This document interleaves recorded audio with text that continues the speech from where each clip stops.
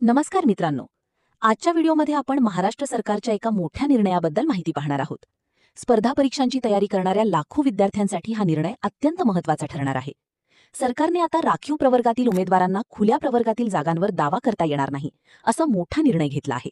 चला तर मग सविस्तर माहिती पाहूया. राज्य मंत्रिमंडळाच्या बैठकीत हा महत्त्वाचा निर्णय घेण्यात आला आहे.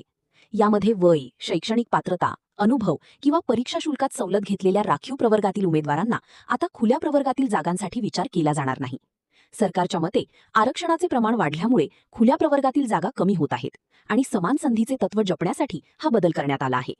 राखीव प्रवर्गातील उमेदवारांनी जर कोणतीही सवलत घेतली असेल तर त्यांचा विचार फक्त राखीव जागांसाठीच केला जाईल.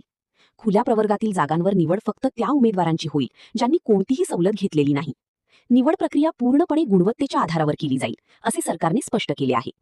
राज्यात विविध आरक्षणांमुळे सरकारी नोकऱ्यांमधील आरक्षणाचे प्रमाण तब्बल 72% पोहोचल्याचे सांगितले जात आहे. त्यामुळे खुल्या प्रवर्गातील जागा कमी झाल्या असून स्पर्धा अधिक कठीण बनली आहे.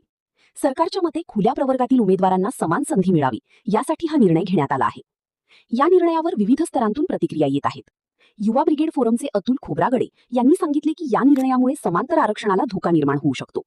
यापूर्वी 2018 मध्ये देखील समांतर आरक्षणाबाबतचा निर्णय वादात आला होता.